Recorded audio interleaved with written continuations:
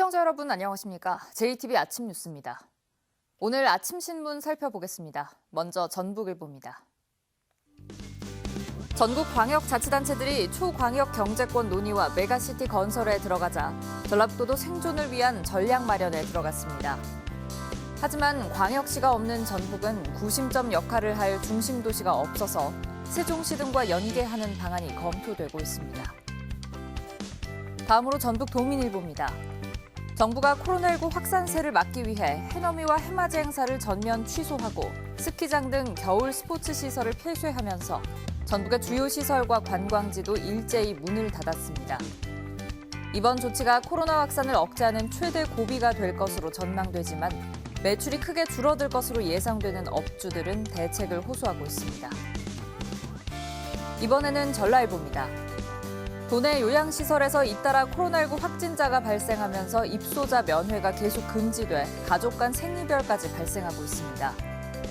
지금까지 도내 요양시설에서 발생한 코로나19 확진자는 김제 가나안 요양원 90명, 순창 요양병원 35명 등 130명에 육박하고 있습니다. 마지막으로 서전북신문입니다. 코로나19 여파로 전주 연탄은행의 연탄 기부와 자원봉사자가 줄고 있습니다. 현재 연탄은행에 비축된 연탄은 25만 장으로 지난해 40만 장보다 38% 적고 자원봉사자가 줄어 연탄 배달마저 어려움을 겪고 있습니다.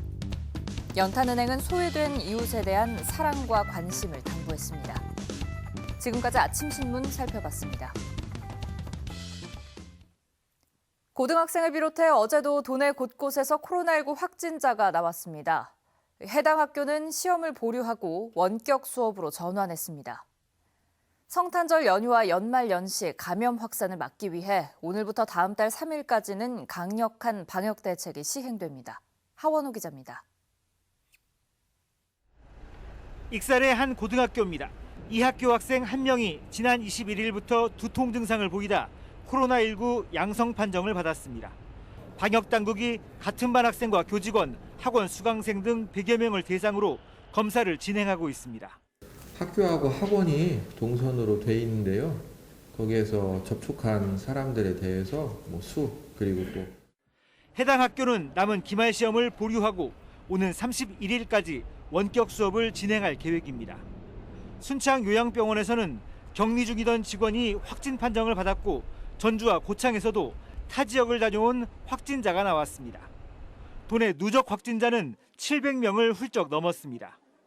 성탄절 연휴와 연말연시를 앞둔 오늘부터 다음 달 3일까지는 강력한 방역 대책이 시행됩니다. 14개 시군은 종무식, 시무식을 취소하고 해넘이, 해돋이객이 몰릴 수 있는 188개 관광명소의 주차장을 폐쇄해 출입을 막기로 했습니다. 또 무주리조트 스키장과 눈썰 매장 등 도내 겨울 스포츠 시설 9곳의 운영도 중단됩니다.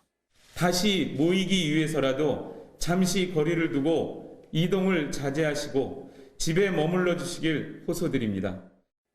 전라북도는 방역 지침을 어길 경우 과태료 부과와 고발 등 엄중 대응하겠다고 밝혔습니다. 강도 높은 방역 대책이 효과를 거두기 위해선 도민들의 자발적인 거리 두기 동참이 무엇보다 중요해졌습니다. JTBC 뉴스 하원호입니다. 코로나19 사태가 길어지면서 필요한 만큼의 혈액을 확보하는데도 큰 어려움을 겪고 있습니다. 밀폐된 공간, 또 다른 사람과의 접촉을 피하려는 분위기 탓에 헌혈, 특히 단체 헌혈이 크게 줄었기 때문입니다.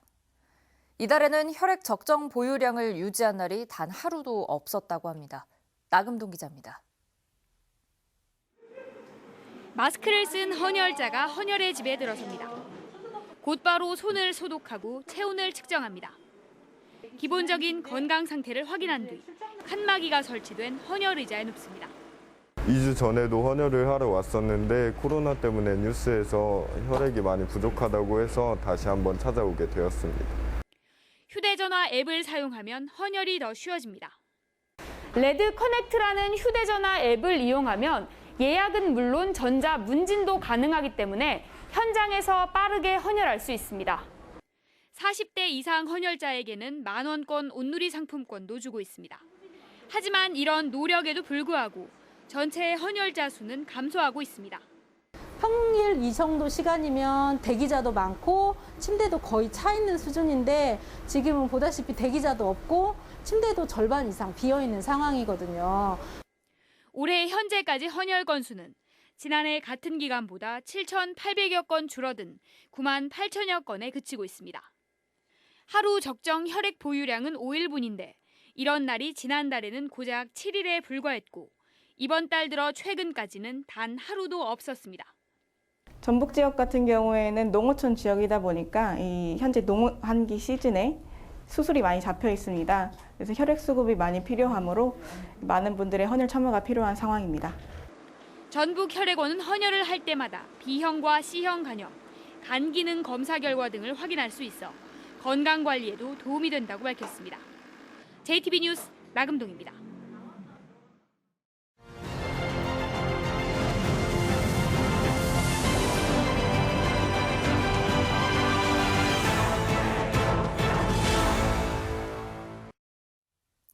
한 해를 돌아보는 연속기획입니다. 지난 여름 역대급 폭우로 전북 곳곳이 물에 잠기는 큰 피해를 입었는데요. 피해 복구가 더뎌 비닐하우스에서 겨울을 나야 하는 수재민들이 적지 않습니다. 김진형 기자가 취재했습니다. 지난 8월 남원에서는 두 군데 제방이 잇따라 터져 금지면과 송도면 일대가 물바다로 변했습니다. 하루 동안 300mm에 가까운 비에 섬진강 제방이 견디지 못해 터진 것입니다. 순식간에 집까지 물에 잠기자 주민들은 몸만 겨우 빠져나왔습니다. 쌀이 한 뿔 남아있어, 양념이 한 뿔 남아있어. 먹고 살 길이 막막해서 지금 후회하는데. 장수에서는 집중호우에 산에서 떠밀려온 토사가 주택을 덮쳐 2명이 숨졌습니다. 지난 여름 수마가 덮친 전북은 4명이 숨지고 천여 채의 집이 침수됐습니다. 또 농경지 360헥타르가 물에 잠기는 등 피해액만 1,340억 원에 이릅니다. 남원과 완주, 진안, 무주, 장수, 순창 전 지역과 임실과 고창 5개 면이 특별 재난 지역으로 선포됐습니다. 그나마 코로나19에도 전국에서 달려온 봉사자들은 수재민들에게 큰 힘이 됐습니다. 남원이 특별 재난 지역으로 선포됐다는 얘기를 듣고 같이 와서 여기서 지금 도움을 약간 드리고 있습니다. 수마가 핥히고 간 지 넉 달이 됐지만 상처는 아직까지 아물지 않고 있습니다. 물난리에 집을 잃은 이재민들은 넉 달째 비닐하우스 등 임시 거처에서 생활하고 있어 겨울을 날 일이 걱정입니다. 임시적으로 하우스를 크게 쟀어요. 거기서 이제 낮에는 거기서 이제 식사도 하고 쉬기도 좀 하고 그럴 수밖에 없죠. 도로와 하천 등 2,400여 곳에 이르는 피해 공공시설의 복구도 해를 넘길 처지입니다. 인재 논란을 빚고 있는 섬진강과 용담댐 방류에 대한 책임 소재도 아직 가려지지 않고 있습니다. 정부 차원의 용역이 진행 중이지만 내년 6월쯤 결과가 나올 예정입니다. 10년 만에 가장 큰 피해를 남긴 물난리의 고통은 여전히 계속되고 있습니다. JTB 뉴스 김진영입니다. 전주에서 촬영된 영화 기생충이 올해 아카데미상을 휩쓸면서 세계적인 주목을 받았죠. 전라북도가 비판 여론 등에 포기했던 기생충 세트장 복원을 전주시가 다시 추진하기로 했습니다. 하지만 부정적인 의견이 여전하고 영화를 만든 봉준호 감독의 동의를 얻지 못해 복원이 이루어질지는 미지수입니다. 보도에 송창용 기자입니다.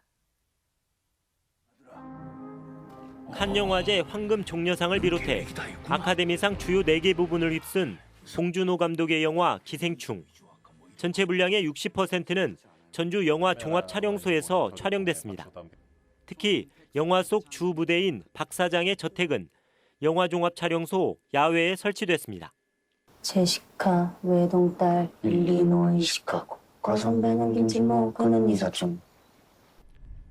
하지만 촬영이 끝난 2018년 9월에 곧바로 세트장을 철거했기 때문에 지금은 그 모습을 찾아볼 수 없습니다.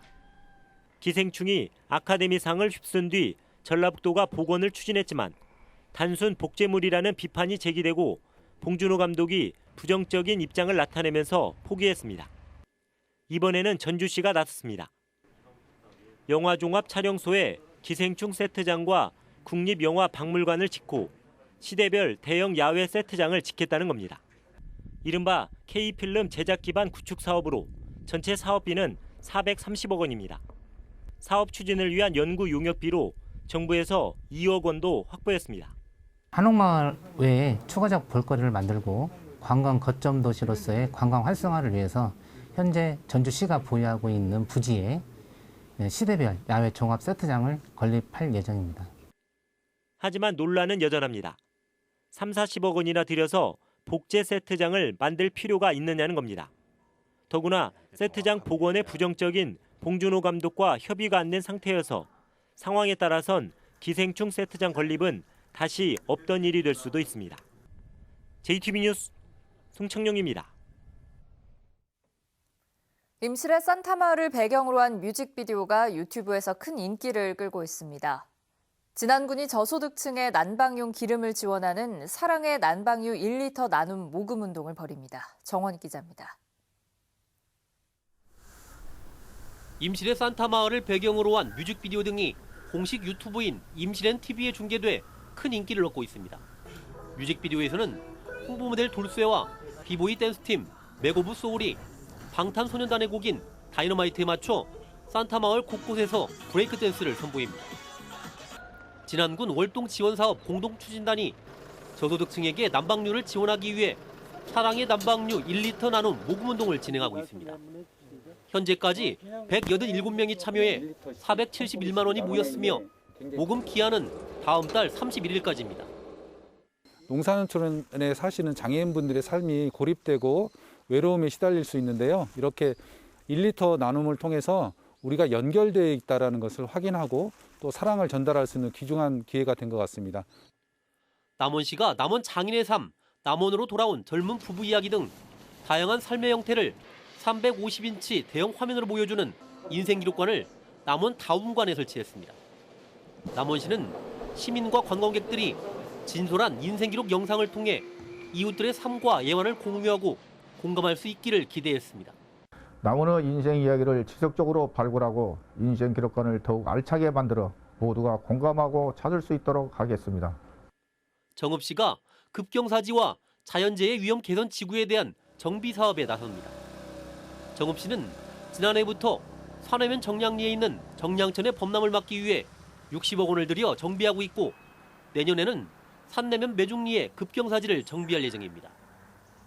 JTB 뉴스 정원익입니다. 오는 2022년 6월에 예정됐던 전북 아시아태평양 마스터스 대회가 1년 연기돼 2023년 5월에 열립니다. 전북 아태 마스터스 대회 조직위는 내년에 열릴 일본 월드 마스터스 대회가 코로나19로 1년 미뤄진 점을 고려했다고 밝혔습니다. 대회 조직위는 정부 협의와 국제 마스터스 대회 협회 승인을 거쳐 대회 일정을 최종 확정할 예정입니다. 지난해 전북도민의 평균 소득이 전국에서 가장 낮은 수준인 것으로 나타났습니다. 통계청의 지역소득 추계 결과를 보면 도민 1명의 연평균 소득은 1,873만 원으로 전국 평균 2,040만 원보다 170만 원가량 적습니다. 이는 경북과 전남에 이어 전국 17개 시도 가운데 세 번째로 적고 도민 1인당 총 생산은 2,874만 원으로 전국 9개 도지역 가운데 가장 적습니다. 전주시가 아파트 투기 사례를 집중 조사하기 위한 특별조사단을 꾸렸습니다. 아파트 거래 특별조사단은 행정과 지적, 세무 등의 공무원 8명과 부동산 전문가 2명 등 10명으로 구성됐습니다. 특별조사단은 가격 상승률이 높거나 거래량이 급증한 아파트를 대상으로 허위 신고와 편법 거래 등 투기 의심 사례를 집중 조사해 위법 행위가 발견되면 경찰에 수사를 의뢰하고 과태료를 부과할 예정입니다. 전북은 오늘 흐린 가운데 곳에 따라 비나 눈이 조금 내리겠습니다. 아침 기온은 장수 3도, 전주와 군산 4도 등 영하 1도에서 영상 6도의 분포를 보이고 있습니다. 낮 최고 기온은 어제보다 조금 낮은 6도에서 9도가 예상됩니다. 미세먼지 농도는 나쁨 수준을 보이겠습니다.